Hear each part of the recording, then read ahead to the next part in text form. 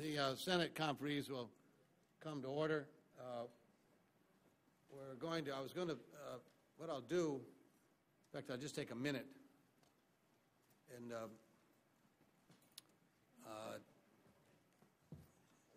let me go. I'll give the talking points on Title VIII. Then I'm going to recognize Senator Gregg, who has an amendment he would like to offer to Title VIII, which is basically closed out. With this, I would hope the House will be able to accept the language that Senator Gregg, if we're able to take it. So we'll do that, and then we're going to, I think as well, on Title, is it 1 or 2? I'm forgetting which. We're going to send back over with the rejection of the Moore Amendment. That was in I can't remember, was that Title 1 or Title 2? Do you remember? Title 1, I think, yeah.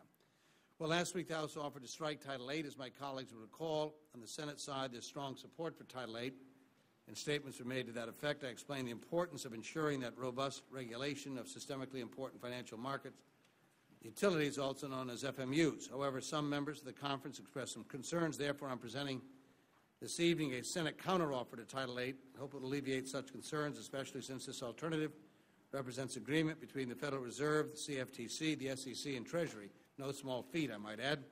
The Federal Reserve, the CFTC, SEC, and the Treasury all support the language before us.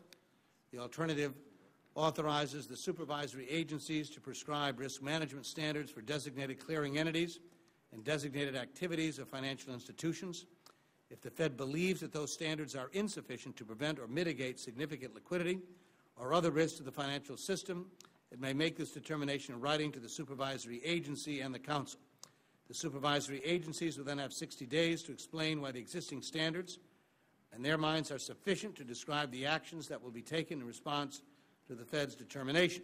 The Council would then decide upon affirmative majority vote whether the supervisory agency's response is sufficient or authorize the Fed to prescribe risk management standards that are tailored to address the specific prudential requirements that are determined to be insufficient.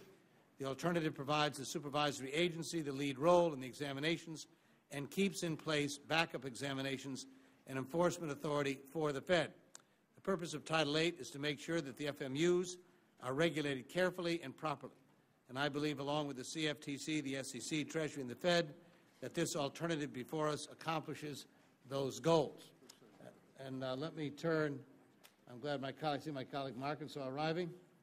Senator Gregg, I would say to Senator Lincoln, as a proposal that he would like to offer, which I would tell you we think sounds reasonable, but I wouldn't about to accept it without having you hear from it and decide whether or not you can accept it. So I'll turn to Senator Gregg to explain his amendment. Go ahead. Thank you, Mr. Chairman. I understand that, and the Chairman was absolutely correct in reflecting the fact that it is pretty hard to get all those different agencies to agree. And they have agreed on Title VIII, and I congratulate the Chairman for his work here.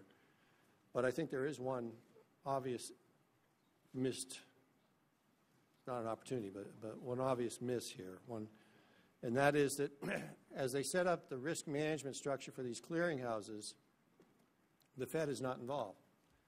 And yet the Fed's liquidity facilities are the ultimate backer-upper of the clearinghouses, which it should be. I mean, these clearinghouses could easily become the next huge systemic risk if they're not done right.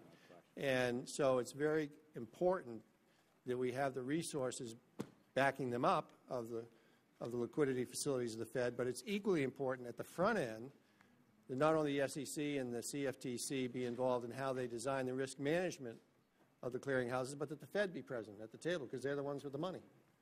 So that's all it does. It adds the Fed up front as versus at the back to setting up the risk management process for how clearinghouses are set up. Senator Lincoln?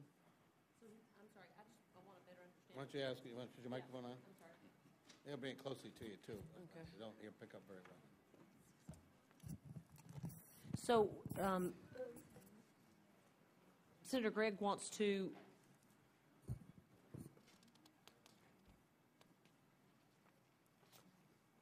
designate the clearing entity risk management. So you want the Fed to actually be the backstop for the clearinghouse? Well, they already are under the language which was agreed to. Mm-hmm. They're basically, their liquidity facilities are the last line of defense, as I understand it, if one of these clearinghouses gets into serious trouble. And obviously these clearinghouses because they will be managing so many derivatives, and their purpose, of course, is to manage them in a way that has transparency and margin behind the derivatives and the counterparties. But if something goes wrong and somebody makes a mistake, it's going to be, if one of these clearinghouses goes down, you're talking a systemic event. So the Fed, under the language which is agreed to, would come in theoretically, or not in practice, and use their liquidity to support the facility. So all I'm saying is that if that's the case, the Fed's going to be basically the guarantor of last resort here, that the Fed ought to be at the beginning of the process when the SEC and the CFTC set up the risk management plan for the clearinghouses. The Fed ought to be in the room. Under the proposal as it is presented here, they're not in the room until after the event. I'm just suggesting they be in the room with the SEC and the CFTC at the beginning as they set up the process for how these clearinghouses are going to structure their risk management structure. Mm-hmm. The gentleman yield for a question.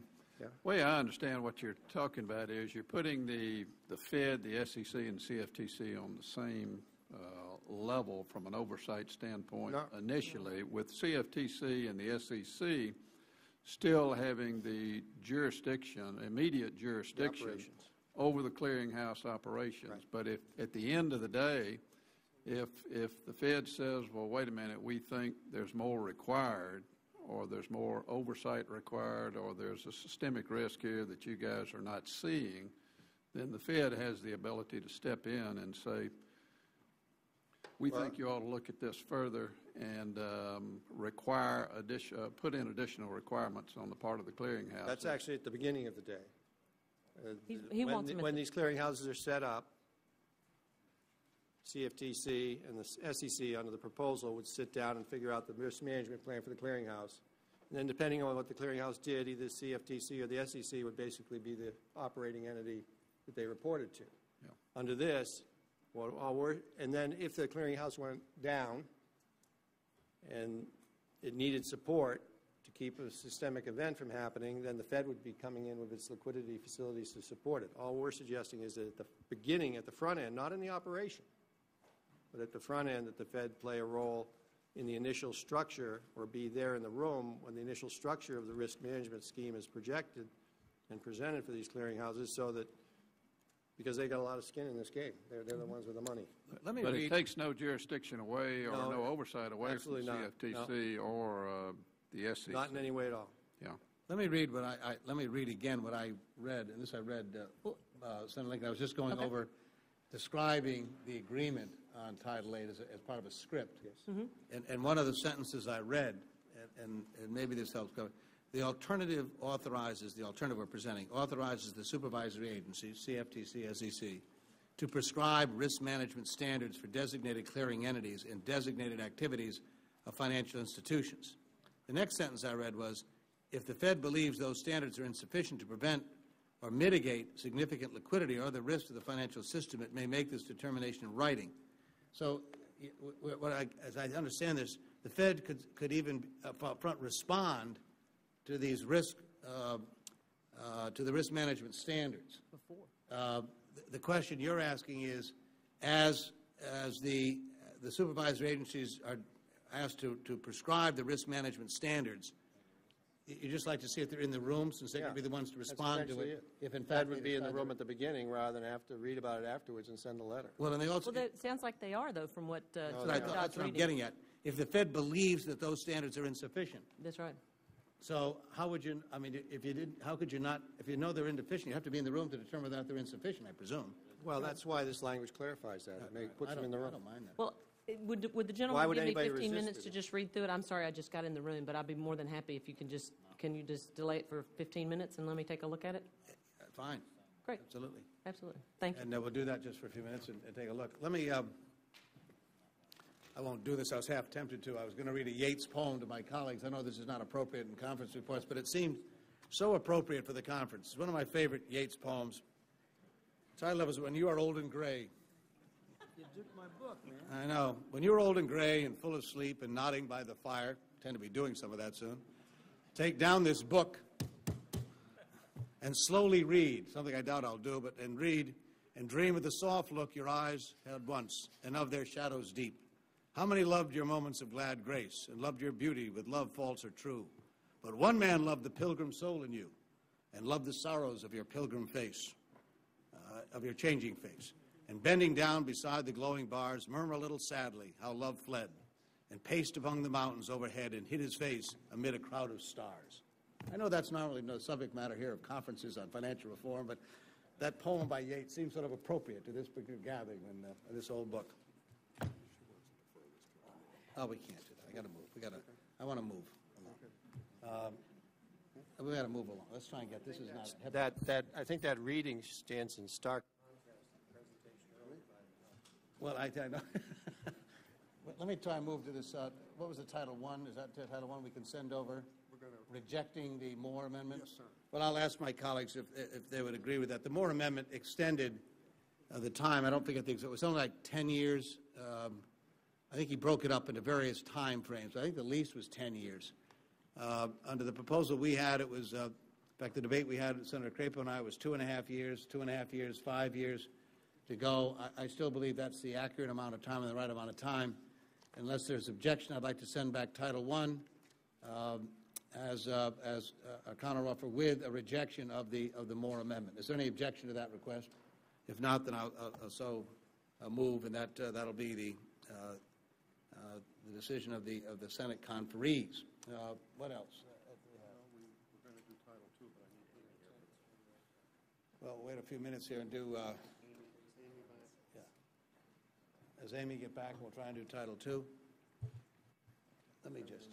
Title VIII is. Yeah, see if you can't get. This is just not. Shouldn't be that heavy a lift. Come on, just. Yeah,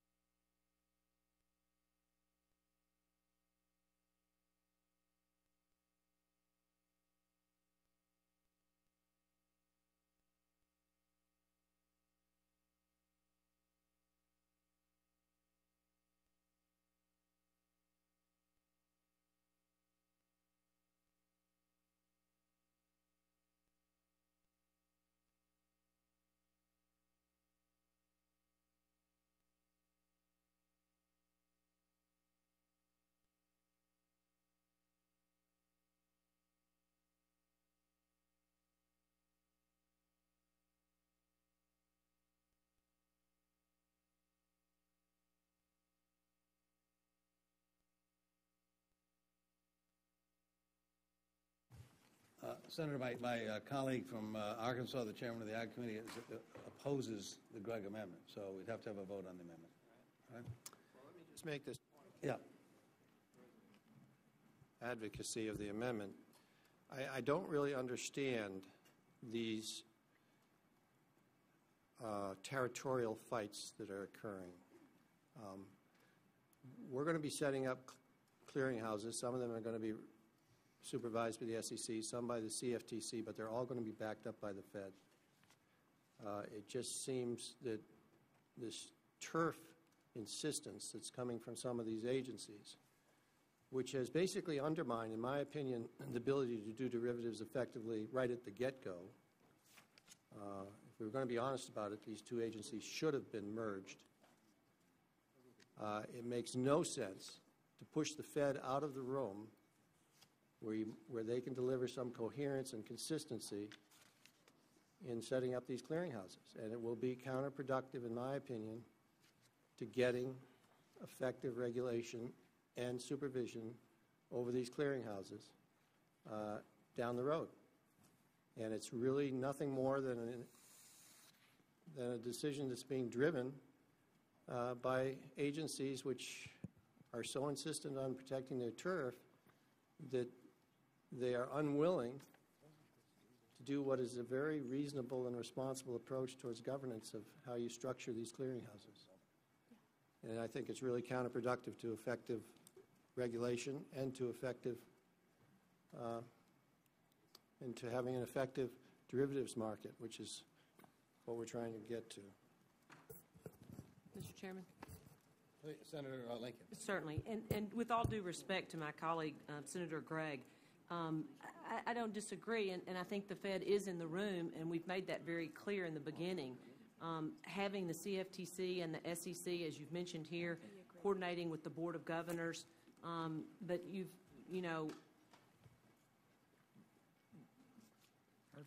with the shall in there really requires from the very upfront that all of a sudden we're not allowing the regulatory bodies to do what it is they're supposed to do. On going forward in the next section, you have the CFTC and the SEC shall develop, and subject to approval by the council, other things. And I think that without a doubt that you're exactly right, they should be in the room, and they are in the room. But if we're not going to allow these regulatory agencies to do their job, then I just think that we're all of a sudden relinquishing those responsibilities that we've given them to somebody else. So I think there's no relinquishment here of any responsibility. The three entities are in the room together. Under the proposal as it's set forth, the Fed is not in the room when you set up the clearinghouse risk management plan. The Fed, if it doesn't feel it's comfortable with that, then has to go through a process. It has to review the procedures, and it has to send a written determination to the SEC and the CFTC explaining why existing prudential requirements are insufficient, including a detailed analysis. Then the SEC and the CFTC have 60 days to object and submit the explanation describing the actions to be taken. And then it goes to Systemic Risk Council. Why would we go through those imaginations when you could short-circuit all that by just getting all three agencies who are responsible and who are taking on the issue of making sure these clearinghouses are solvent, substantive, and have the capacity to do the risk management you need to be done? Why would you do that? I mean, why wouldn't you just up front get them all in a room and say, okay, make sure this is done right at the beginning. Don't have to go through all these hoops to get it potentially righted. It's just it's a turf war. That's all it is. It's pure, simple ego turf. Senator Reid. Well, Mr. Chairman, at this point, a lot of the issues involving the clearing platforms, particularly the products they'll be clearing and the jurisdiction for those products, is still a moving target. But one thing that is, I think, agreed upon is that if these platforms, because they're, I believe, inherently pose systemic risk because of the volume and the types of instruments they're trading and the interrelationship between counterparties, if they fail, and the failure could be due to many reasons, some of them outside the effective control of the clearing agencies, cyber attacks, natural disasters, et cetera, then the Federal Reserve will have the authority on a general basis to come in and provide liquidity for as short a period as possible so they function.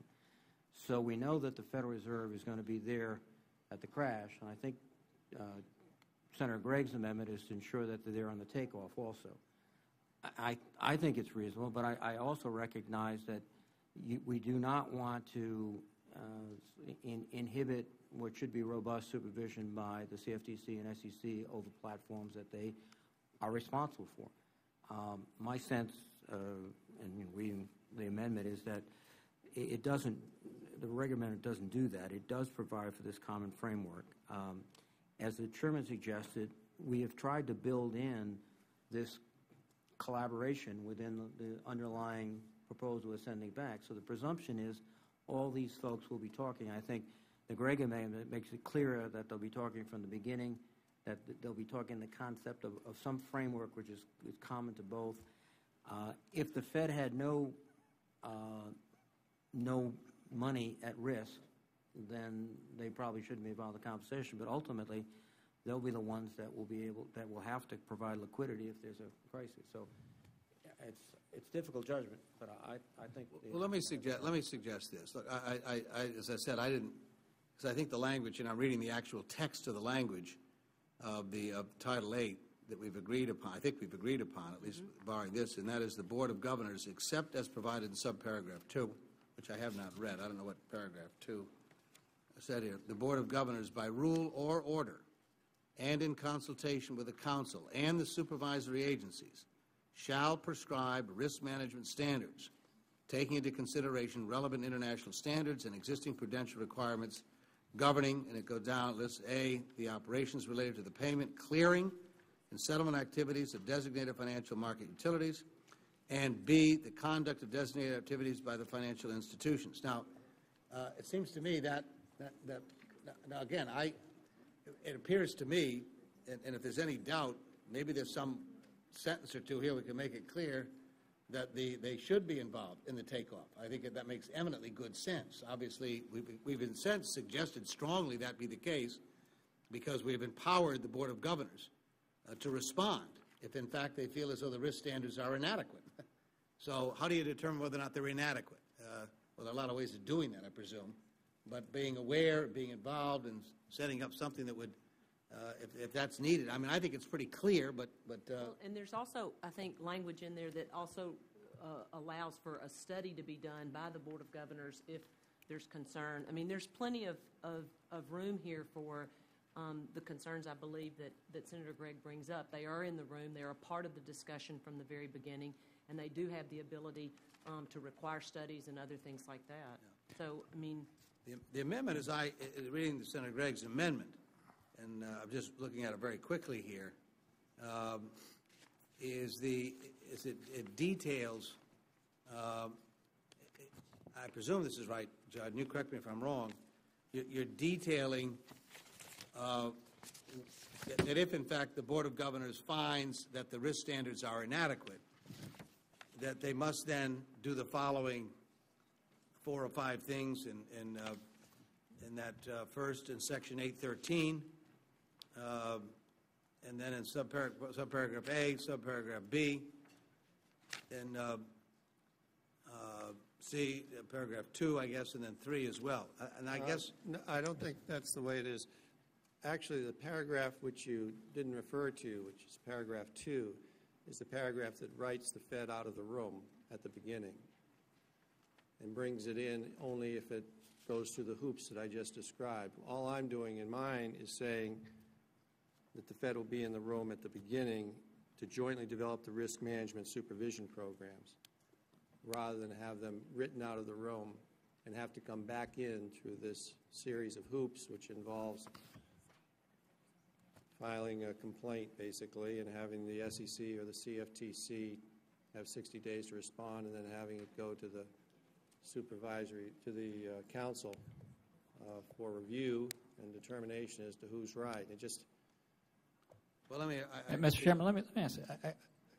I know that the various regulators are all trying to get along and want this process to end as quickly as possible. And so they've, reached an accommodation. I'm frankly disappointed that the Fed would have reached that accommodation knowing that they've got to come in on the back end. In essence, they're risking, it's not the Fed's money, it's our money coming in on the back end, and I very much think they should be in the room on the front end if they are going to be the backstop. Now, maybe what we ought to do is take away the Fed backstop, which I think would be incredibly imprudent, but if they can't sit in a room on the front end and help set the standards, to me that would be the obvious thing to do, take away the backstop. I guess what I would ask my friend from Arkansas, if it's not turf protection, what it would be a good reason for the Fed not to be in the room on the front end. I guess I'm having a hard time understanding why that would not be the case. The Fed is in the room from the beginning. And if you want, you're right, the first part of this is pretty redundant. I mean, in terms of what's going to happen. But I do have concerns with the latter part of the amendment in terms of what the requirements are in there. So,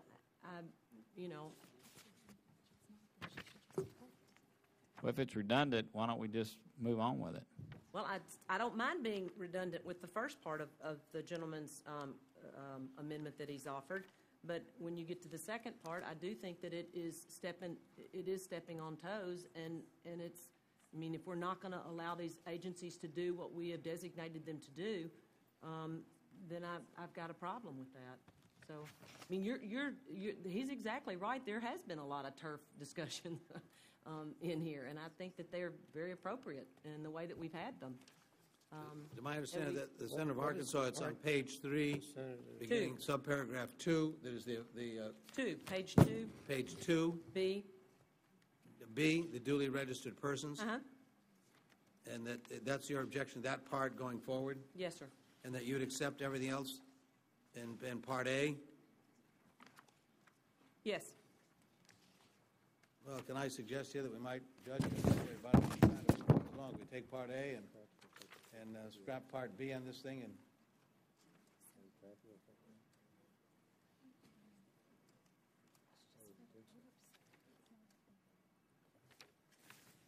Well, I don't sense that Part B is a,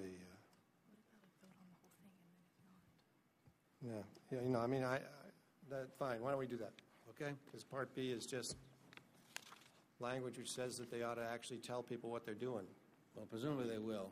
Let's. The Senator has the right to modify his amendment. He has struck Part B. What's pending is Part A, Section 213. All those in favor say aye. Aye. Opposed, nay. The ayes appear to have it. The ayes have it. The amendment is agreed to as modified. That concludes Title 8. And let me thank my colleagues. And again, let me thank, by the way, the representatives of the various agencies involved, the CFTC, the SEC, the Treasury, the Fed, for the hard work in putting this together. As Senator Gregg pointed out, no easy task to get these agencies to come to agreement on almost anything. This may be a precedent-setting moment, so Would you take a motion to merge the two agencies? would I take a motion to merge the two agencies? No. I'll leave that for the next Congress to handle with. That concludes Title 8, and and I'm going to, all those in favor of submitting Title 8 as modified, please say aye. Those opposed say no. The ayes appear to have it. The ayes have it, and the Senate conferees are submitting Title 8 as modified to the House conferees. And I think that's all we can do this evening. Let me just say, we're going to try this evening. Staffs will be meeting, and we're going to be crafting a language.